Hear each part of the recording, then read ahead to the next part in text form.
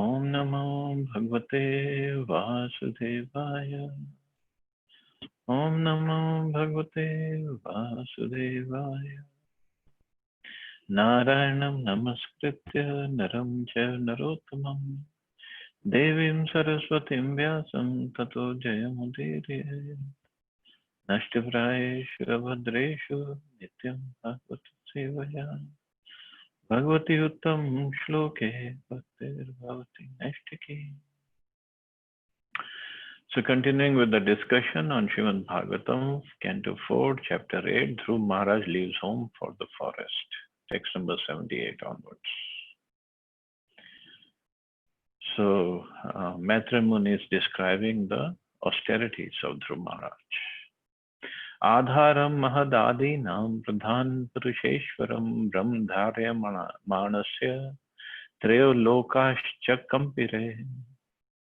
When Dhruv Maharaj thus captured the Supreme Personality of Godhead, who is the refuge of the total material creation and who is the master of all living entities, the three worlds began to tremble.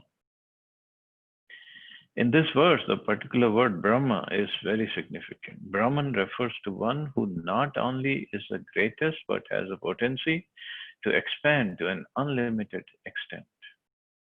How was it possible for Dhruv Maharaj to capture Brahman within his heart? This question has been very nicely answered by Jiva Goswami. He says that the Supreme Personality of Godhead is the origin of Brahman. For since he comprises everything material and spiritual, there cannot be anything greater than he. In the Bhagavad Gita also the Supreme Godhead says, I am the resting place of Brahman. Many persons, especially the Mayavadi philosophers, consider Brahman the biggest, all-expanding substance. But according to this verse and other Vedic literature such as Bhagavad Gita, the resting place of Brahman is the Supreme Personality of Godhead, just as the resting place of sunshine is the sun globe. Srila Jiva Goswami therefore says that since the transcendental form of the Lord is the seed of all greatness, he is the Supreme Brahman. Since the Supreme Brahman was situated in the heart of Dhruv Maharaj, he became heavier than the heaviest, and therefore everything trembled in all three worlds and in the spiritual world also. So he captured, in the shloka it says, Brahmadharya Manasya, but Krishna is a Supreme Brahman. But we can say he is sitting in our heart as Paramatma. So what's so special about Dhruv Maharaj? But Dhruv Maharaj realized he is sitting in his heart. Dhruv Maharaj captured in the sense he took shelter of the lotus feet of Paramatma. And Paramatma is Krishna and Krishna is Parabrahman. So he had it in his heart. And when Dhruv Maharaj achieved that feat in only 5th month, this is the 5th month, because Krishna or Vishnu is the heavier than the heaviest, and it could be lighter than the lightest, but in this context, he's heavier than the heaviest.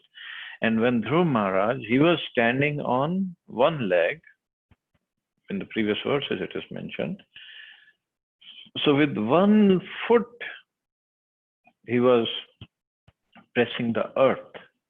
And the earth, not just the earth, all the three worlds and the spiritual world started to tremble. It's not like 5-year-old Dhruv Maharaj became so heavy. No, it was because he had captured the Lord in his heart.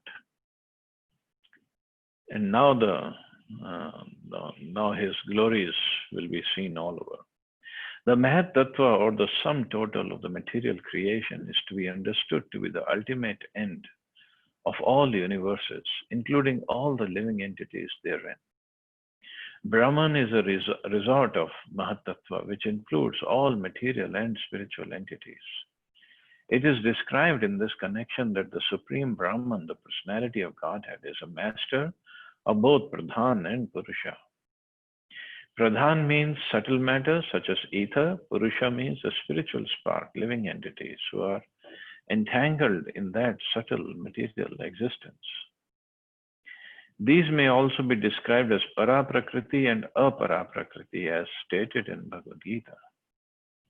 So Paraprakriti and Apara. Para means transcendental or spiritual energy, and Apara is a material energy. And they both are contained within Brahman. Krishna, being the controller of both the Prakritis, is thus the master of Pradhan and Purusha. In the Vedic hymns also, the Supreme Brahman is described as Anta Pravishta Shashta. This indicates that the Supreme Personality of Godhead is controlling everything and entering into everything.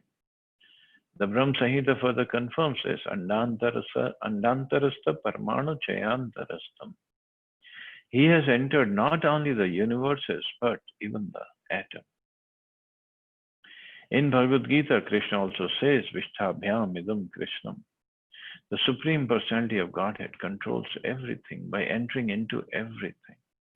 By associating constantly with the Supreme Personality in his heart, Dhruv Maharaj naturally became equal to the greatest, Brahman, by his association, and thus became the heaviest, and the entire universe trembled. Of course, this wasn't the aim of Dhruv Maharaj, but this happened by the dint of his devotional service. In conclusion, a person who always concentrates on the transcendental form of Krishna within his heart can very easily strike the whole world with wonder at his activities. This is the perfection of yoga performance, as confirmed in Bhagavad Gita. Yogi nam api sarvesham. Of all yogis, the bhakti yogi who thinks of Krishna always within his heart and engages in his transcendental loving service is the topmost. Ordinary yogis can exhibit wonderful material activities known as Ashtasiddhi, 8 kinds of yogic perfection. But a pure devotee of the Lord can surpass these perfections by performing activities which can make the whole universe tremble.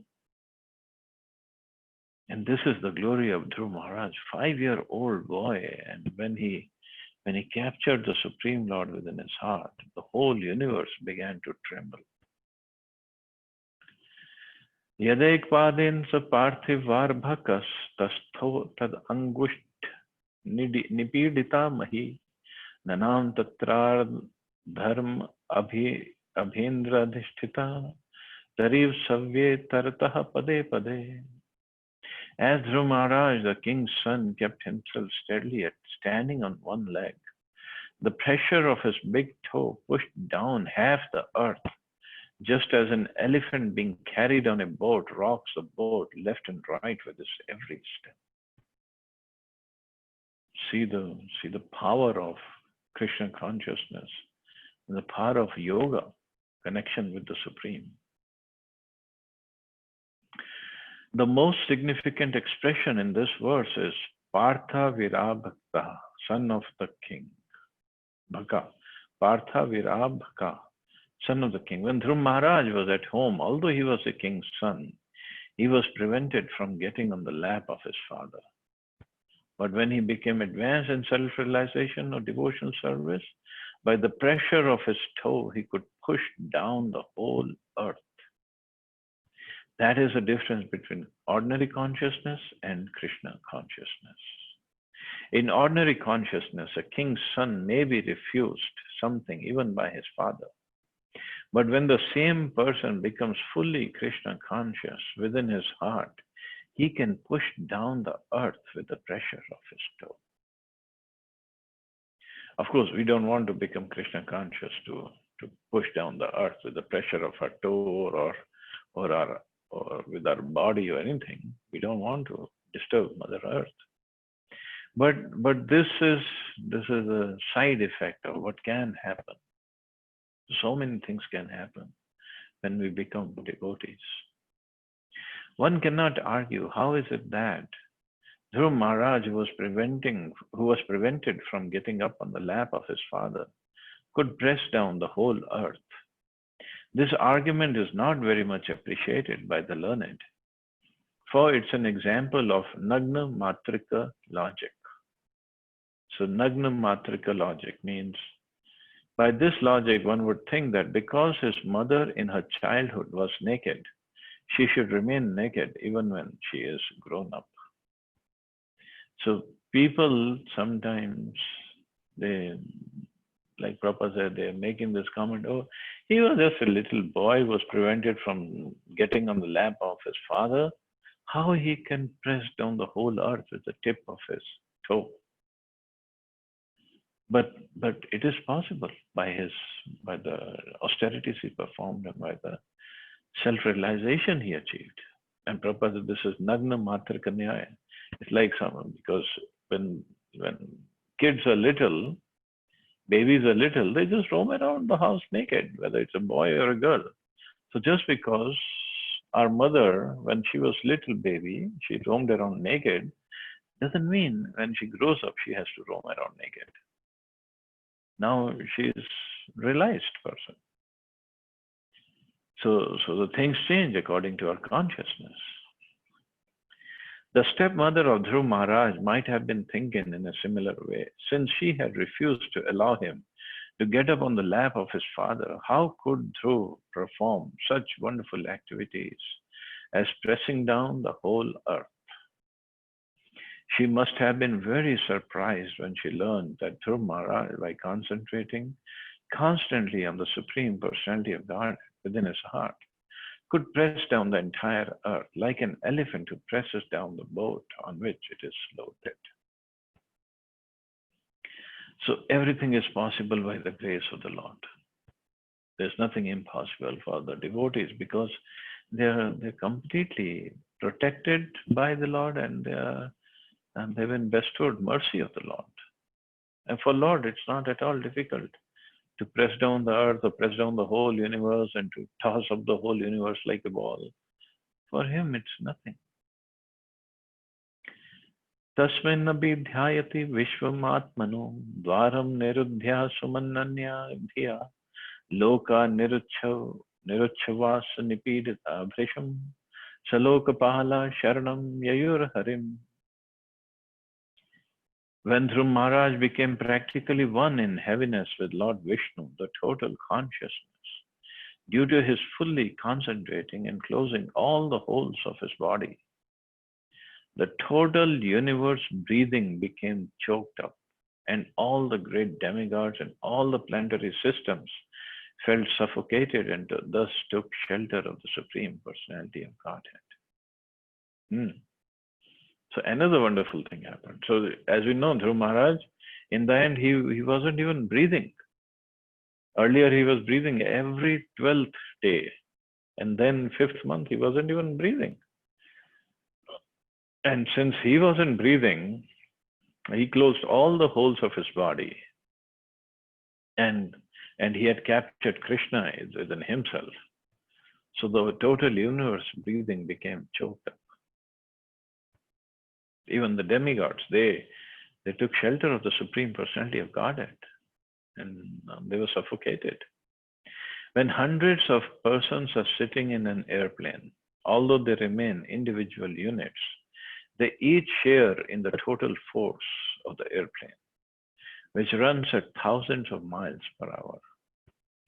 Similarly, when unit energy is identified with the service of the total energy, the unit energy becomes as powerful as a total energy. As explained in the previous verse, Dhruv Maharaj, because of his spiritual advancement, became almost the total heaviness, and thus he pressed down the whole earth. Moreover, by such spiritual power, his unit body became the total body of the universe. Thus, when he closed the holes of his unit body to firmly concentrate his mind on the Supreme Personality of Godhead, all the units of the universe, namely all the living entities, including the big demigods, felt the pressure of suffocation, as if their breathing were being choked. Therefore, they all took shelter of the Supreme Personality of Godhead because they were perplexed as to what had happened. So unit body versus the universal body, because one is macrocosm and one is microcosm. We can understand it this way. So when the unit becomes as great as a whole, then if something happens to the unit, uh, it can be projected to the whole. So this is what happened in this case of Dhruv Maharaj. He just wanted to firmly concentrate his mind on the Supreme Personality of Godhead. So he even stopped breathing and closed his holes. And in turn, the breathing of the whole universe stopped. It just very fascinating. This example of Dhruv Maharaj is closing the holes of his personal body and thereby closing the breathing holes of the total universe clearly indicates that a devotee, by his personal devotional service, can influence all the people of the whole world to become devotees of the Lord. If there is only one pure devotee in pure Krishna consciousness, he can change the total consciousness of the world into Krishna consciousness. This is not very difficult to understand if we study the behavior of Dhruv Maharaj.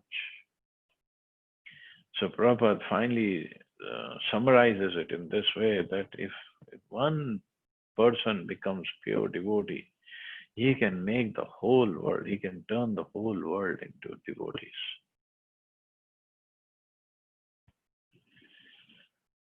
So sometimes people ask, like Bhaktivinoda Thakur, because he's the one who started the preaching movement or the Mahaprabhu's teachings again when they were lost. So why didn't he make the whole world Krishna conscious? And then Bhakti Siddhanta Saraswati Thakur, because they were all pure devotees. And Prabhupada gave the answer that they left the work for us to do. Otherwise, we would become lazy. So similarly, Prabhupada, if he wanted, he could have converted the whole world into Krishna conscious. But then, what would we do?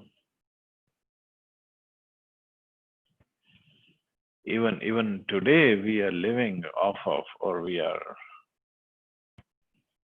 enjoying the austerities of Srila Prabhupada and the benefits that he has left for us to enjoy. But how can we use these benefits, these opportunities, these facilities that he has provided for further propagating the teachings of Chaitanya Mahaprabhu? That's our whole business of life. That's it. First, we become Krishna conscious and then try to make others Krishna conscious.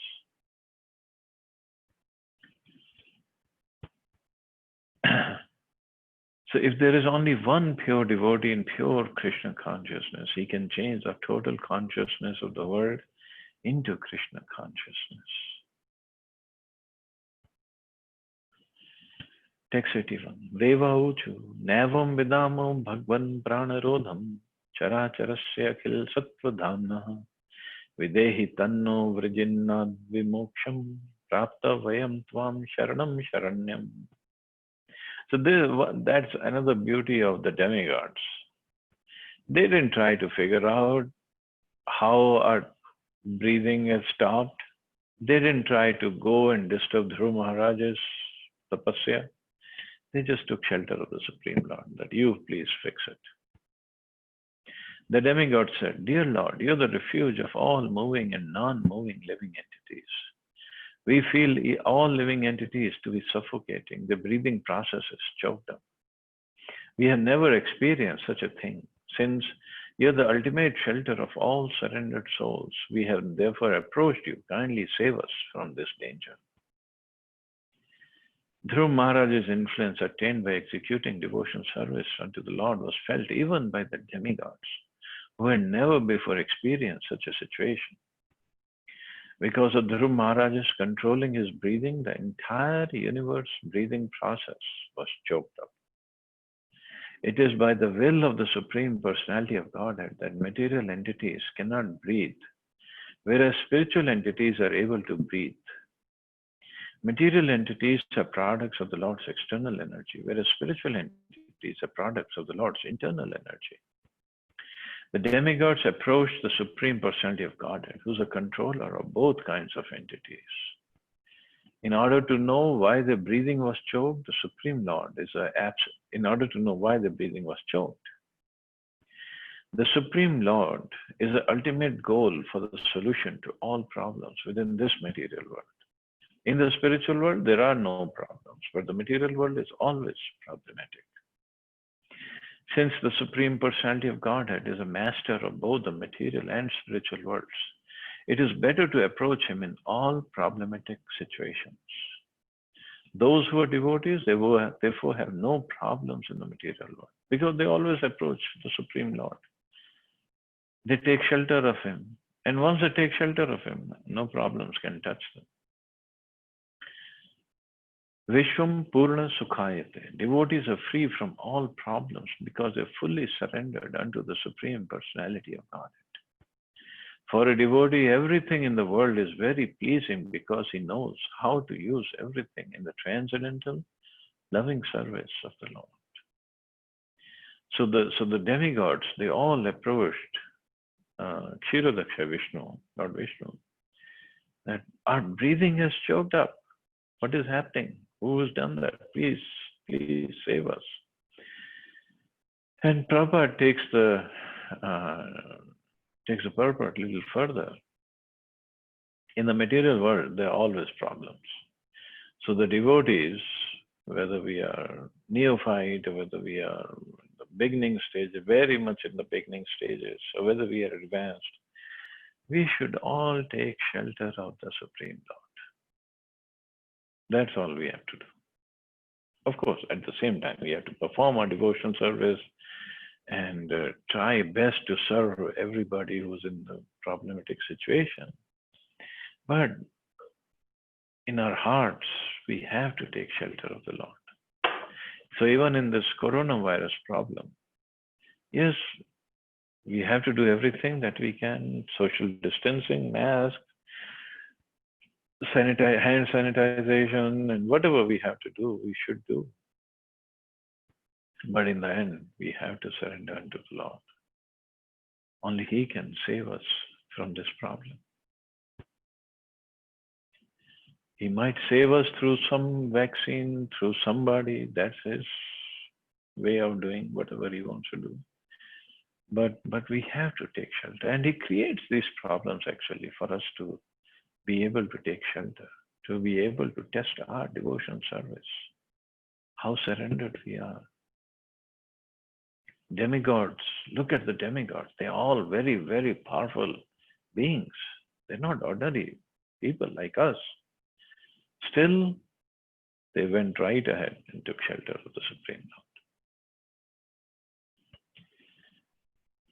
Lord. So we also have to do the same thing.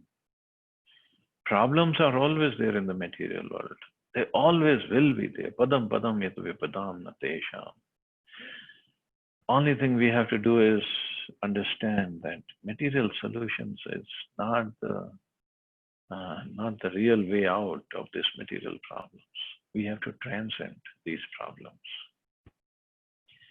Transcend these problems is we have to go above and take shelter of the Lord. That's it. And then the Lord, very merciful on His devotees, He will take care of the problems. Text 82. Shri Bhagwan Vacha. Ma bhasht balam tapso duratyayan nivartayashe pratiyata sudham. Yato hivaha prana nirodha asi dotan padar maye sangat sangatatma. The Supreme Personality of Godhead replied, My dear demigods, do not be perturbed by this.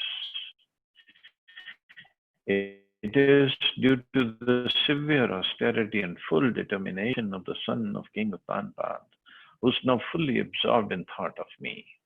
He has obstructed the universal breathing process. You can safely return to your respective homes. I shall stop this boy in his severe acts of austerities, and you'll be saved from this situation. Here, one word, Sangatatma, is misinterpreted by the Mayavadi philosophers who say that the self of Dhruv Maharaj became one with the Supreme Self, the personality of Godhead.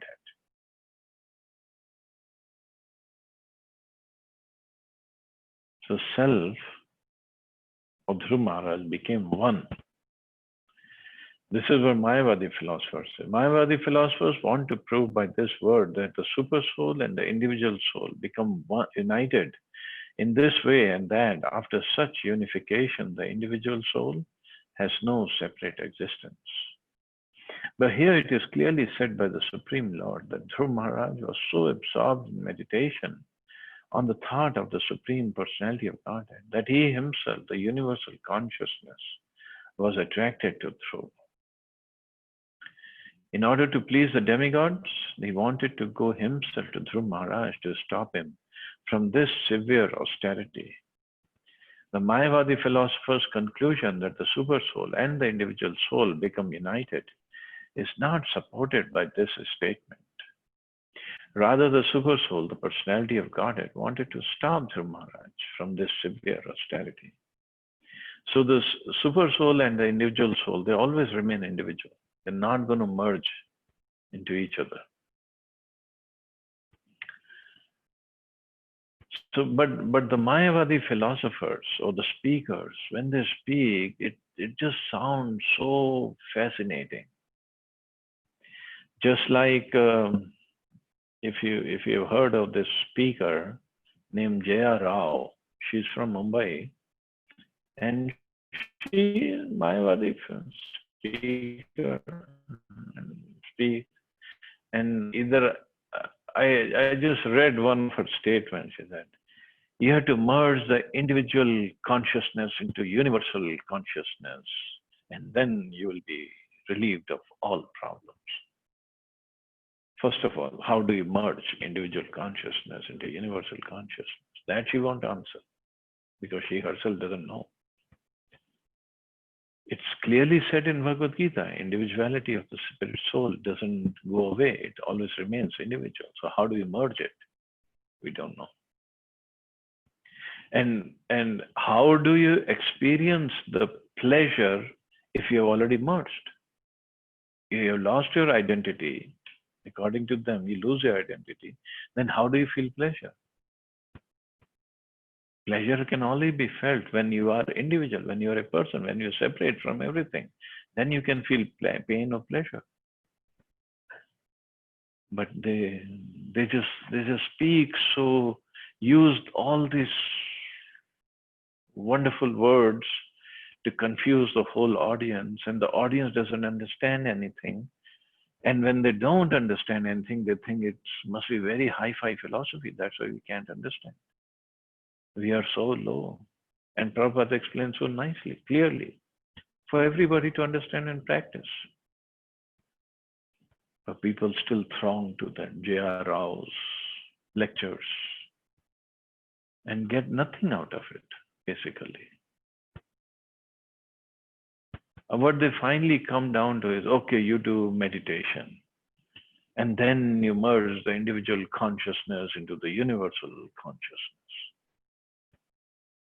How many people have you seen meditating and they're merging the individual into universal consciousness? None. Because it doesn't merge. But this is how they make the livelihood. By pleasing the Supreme Personality of Godhead, one pleases everyone. Just by watering the root of a tree, one satisfies every branch, twig, and leaf of the tree.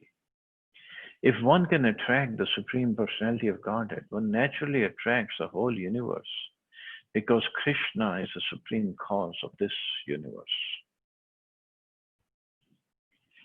All the demigods were afraid of being totally vanquished by suffocation, but the Personality of Godhead assured them that Dhruv Maharaj was a great devotee of the Lord who was not about to annihilate everyone in the universe. A devotee is never envious of other living entities. Never, ever envious. The whole material world is functioning based on this quality of enviousness. The whole material world. But a devotee is never envious of anybody. not of any living entity. And that's why they're very dear to the Supreme Lord. and Dhruv Maharaj, he is a devotee, he's a great devotee, and he's not going to kill anybody. All he's doing is his own tapasya as told to him by Narad Muni to please the Supreme Lord. And he has already done that. So Supreme Lord will now go to Dhruv Maharaj, and we'll see in the next chapter how it all happens. So devotee is never envious of other living entities. So other living entities, or could be other devotees, everybody has wonderful qualities. Who doesn't have? Everybody. Every soul is transcendental, and every soul is pious. Every soul is pure. And they all have unique, individual, wonderful qualities. Just because I don't have those qualities or qualities to that level what the other devotee has doesn't make me, or should not make me envious of that person. It should actually give me a chance to serve that devotee. Oh, you're so wonderful. You're so many qualities you have. You're serving Krishna so beautifully. That should be the mood of a devotee. And one should be able to admire the good qualities in others. That how merciful Krishna is on you, that he has bestowed these qualities upon you. And this is the whole basis or foundation of the volume 1 of Brihad Bhagavatamrita. Narad Muni goes over whole universe to find out who is the real recipient of the mercy of the Supreme Lord. And every devotee that he goes to, starting from a Brahmin to the king of South India and then further up, everybody says, no, Narad Muni, I'm not the real recipient. This person is the real recipient of the mercy because he has these qualities. This is how Krishna has favored him. Not out of envy, but out of real, genuine admiration for the qualities in other devotees. So these are wonderful qualities that we have to cultivate. So there ends the 8th chapter. So we'll start the 9th chapter. 9th chapter, Dhruv Maharaj returns home. Text 1.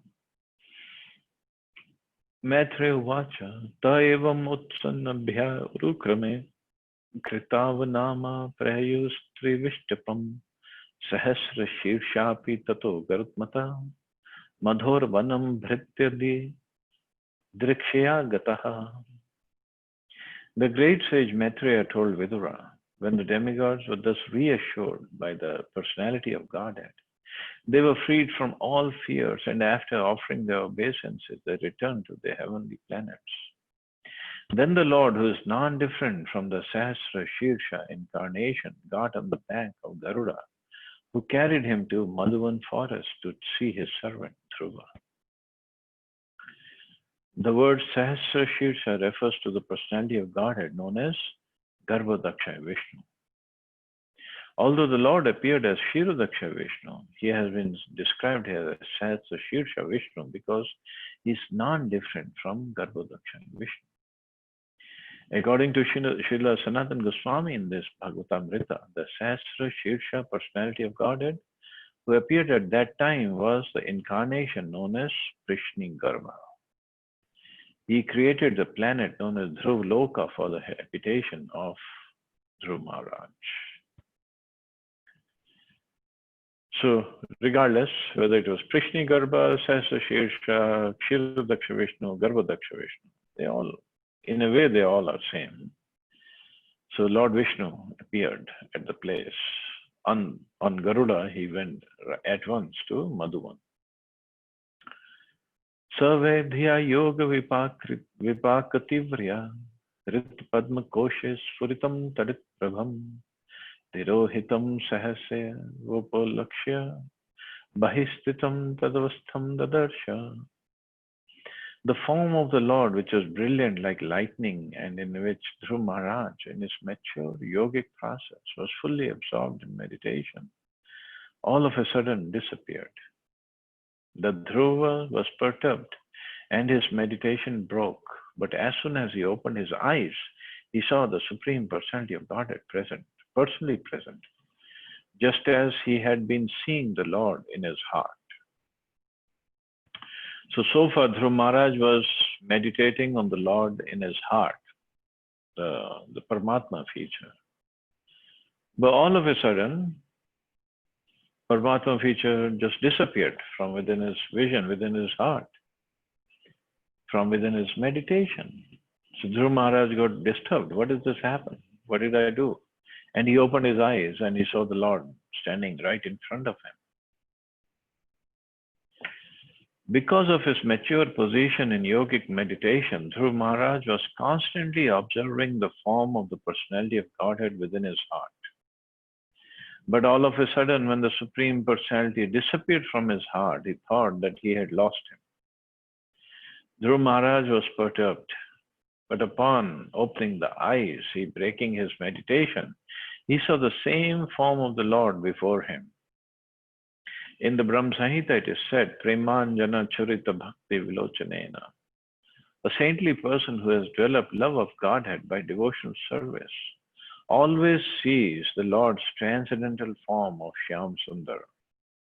This Shyam Sundar form of the Lord within the heart of a devotee is not imaginary. When a devotee becomes mature in his prosecution of devotional service, he sees face to face the same Shyam Sundar he has thought of during the entire course of his devotional service. Since the Supreme Lord is absolute, the form within the heart of a devotee, the form in the temple, and the original form in Vaikuntha, Vrindavan Dham, are all the same. They're non-different from one another.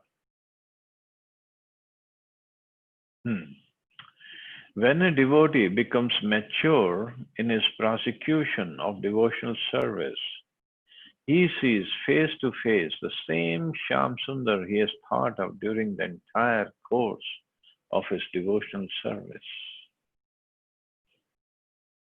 So very significant. All the devotees. Now somebody in Delhi must be thinking of Radha Parthasarathi, or if he's in Punjabi Bagh, he must be thinking of Krishna Balram, or in other temples, the Lord Jagannath or Radha Govinda.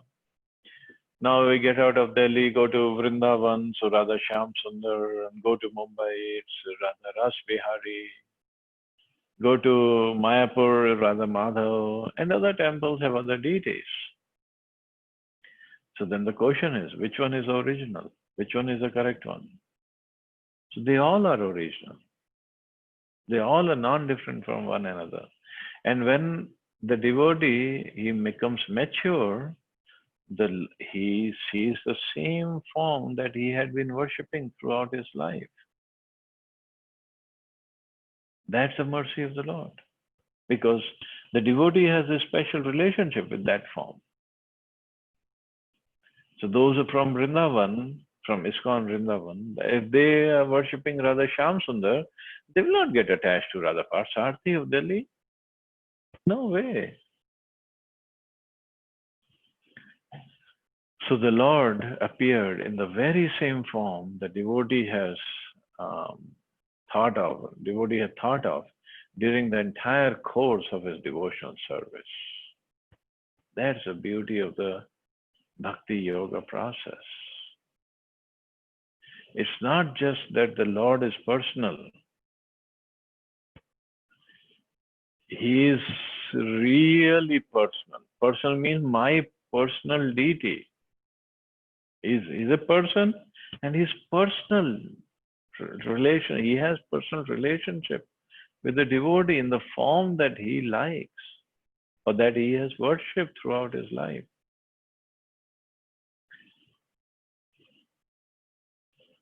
Who can understand and who can even imagine this kind of relationship? People are just happy. You think, oh, God is great. Allahu Akbar. How great He is.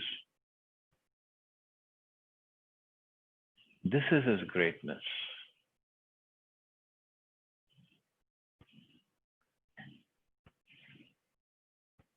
Or in the Western world, they say, oh Lord, give us our daily bread. When they go to the church, this is what they say. Lord is much more than just supplying our need of daily bread every day. He is much more than that. Of course, there's nothing, I'm not saying there's anything wrong, but it's not the best practice. Yes, it's right because at least we are making some attempt to develop a relationship with the Lord. But Lord is much more than this. We can have our own personal relationship with a personal deity form of the Lord. And He will appear in that form when we purify, when we become perfect. That's unheard of. Tadarshane sadvasakshita avandatangam vinamaya dandavat drigbhyam prapasyan prapibannivar bhaktav chumban nivasena bhujairvalishvashlishan.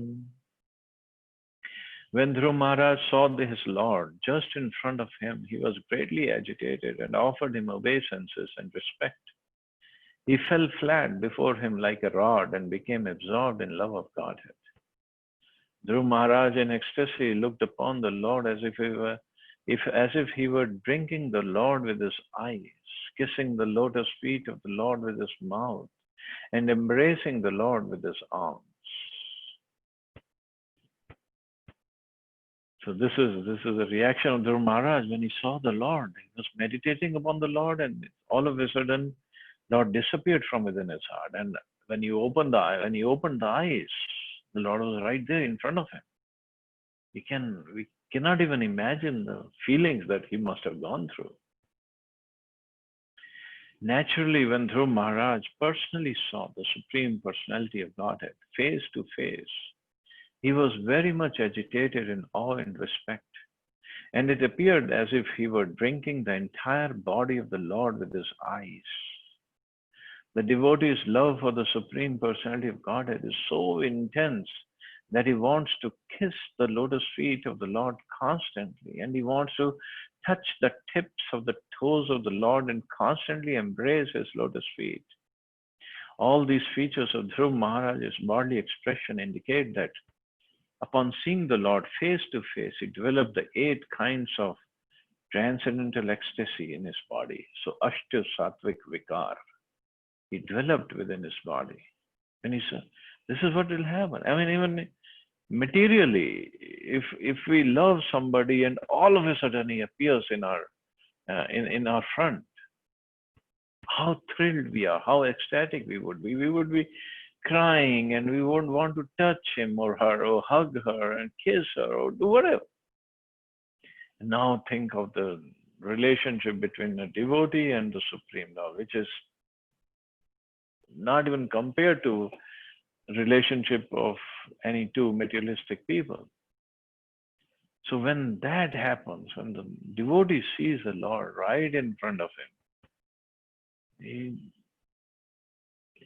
the Prabhupada, he developed all kinds of 8 kinds of transcendental ecstasy, Ashta Sattvic Vikar, and he was looking at the Lord as if he were drinking the Lord with his eyes, because the Lord is so sweet. He's just like a nectar, Amrit, and he wanted to drink with the Lord with his eyes because just looking at the sweetness, the beauty of the Lord, and the mercy of the Lord is personally present there. Satam vivakshantam adadvidam harer gyattvasya sarvasya cha hridyavastitah kritanjalim brahmamayan kambuna parasparsha balam kripya kapole. Although Dhruv Maharaj was a small boy, he wanted to offer prayers to the Supreme Personality of Godhead in suitable language. But because he was inexperienced, he could not adjust himself immediately. The Supreme Personality of Godhead, being situated in everyone's heart, could understand Dhruv Maharaj's awkward position. Out of his causeless mercy, he touched his conch shell to the forehead of Dhruv Maharaj, who stood before him with folded hands. Every devotee wants to chant the transcendental qualities of the Lord.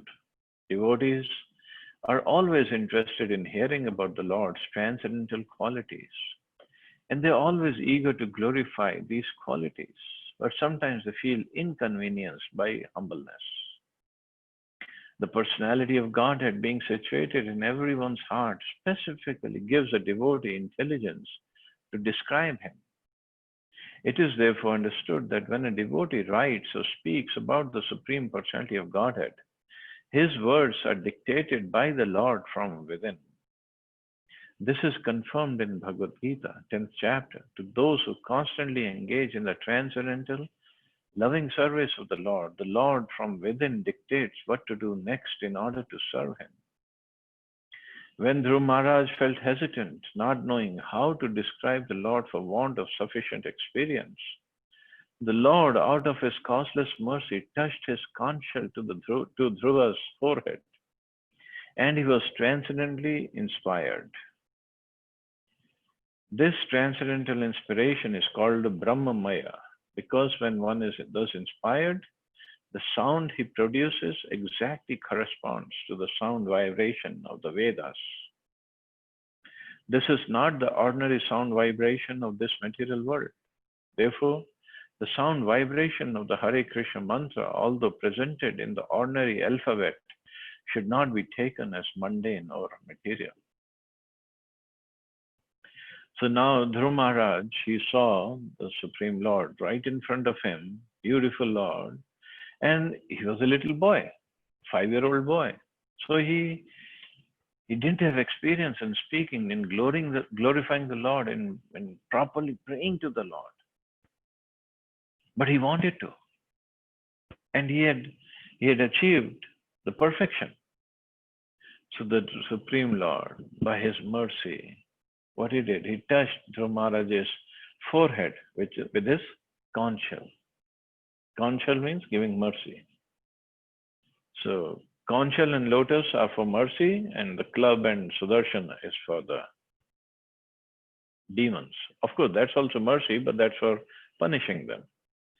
So when he touched the conch shell to the forehead of Dhruv Maharaj, then Dhruv Maharaj will read further how with the choicest of words he glorified, he prayed to the Lord.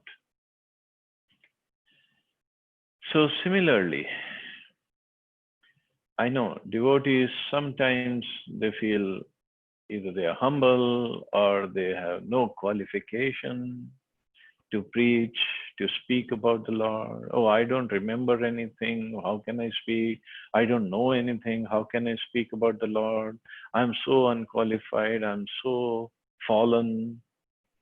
But if we have the sincere, the earnest, the strong desire within our heart to preach the glories of the Lord, to speak about the Lord, just like Lord here, he gave his mercy to Dhruv Maharaj. Lord is sitting as Paramatma in our heart also. He can give his mercy to us. Prabhupada can give his mercy to us. So when we speak, the words come out of our mouth properly.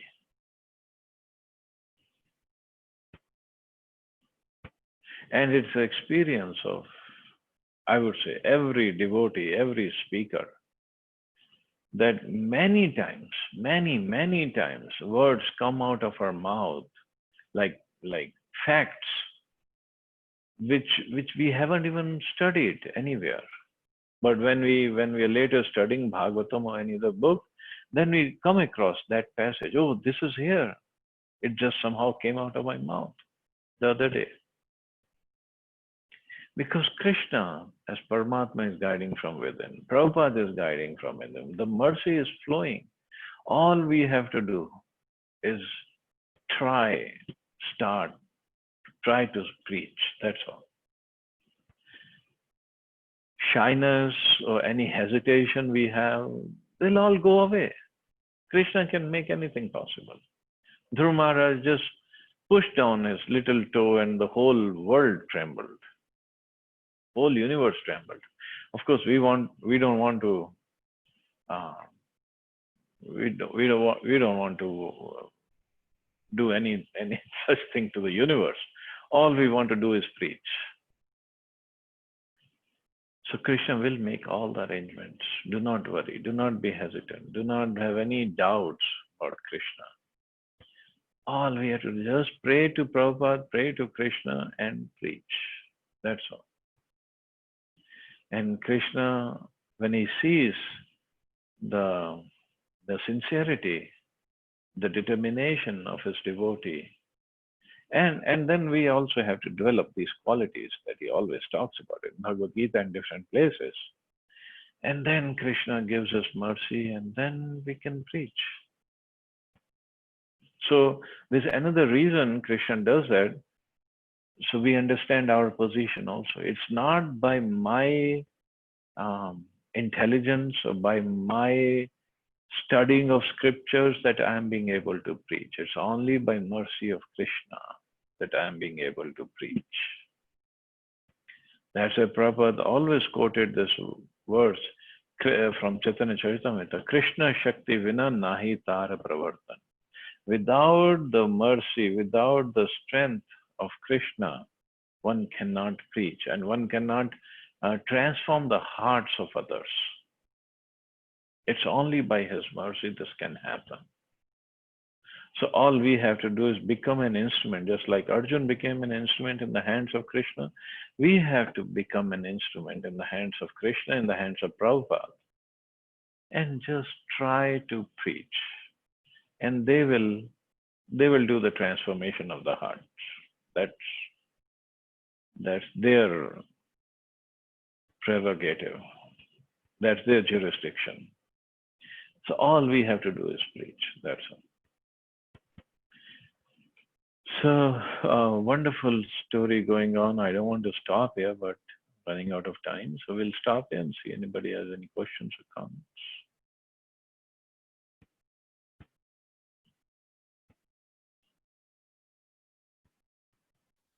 Hare Krishna Prabhuji. Hare Krishna Prabhu.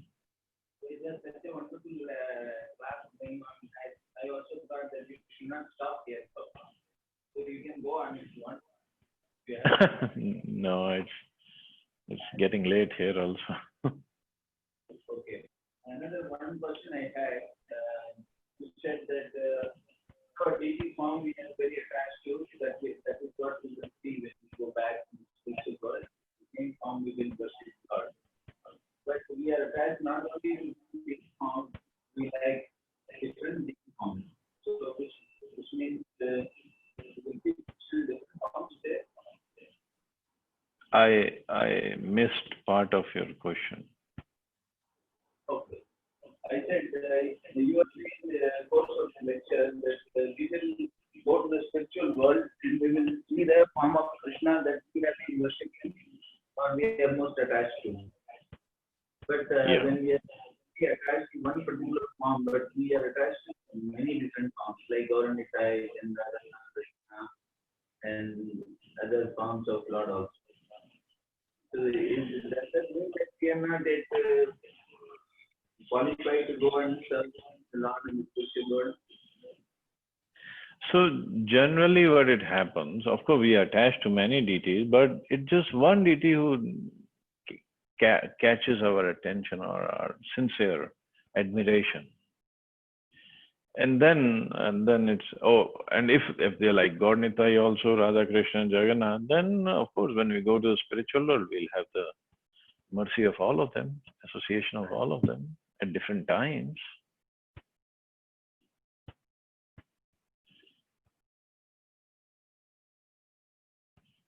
That's also possible. Okay, Babu. I was listening to one lecture, Nectar of Devotion lecture by Balaram Sakti Prabhu. He said this is possible that one can have this Navdeep as well as in the Golo Vrindavan. We can have two simultaneous. Like if we be part of both the Leela, then we will also take two forms. Is it true? Yeah, that's also possible. Very much possible. The spiritual world is unlimited, and we can also have so many forms at the same time. Okay. So there is no limitation. No, none.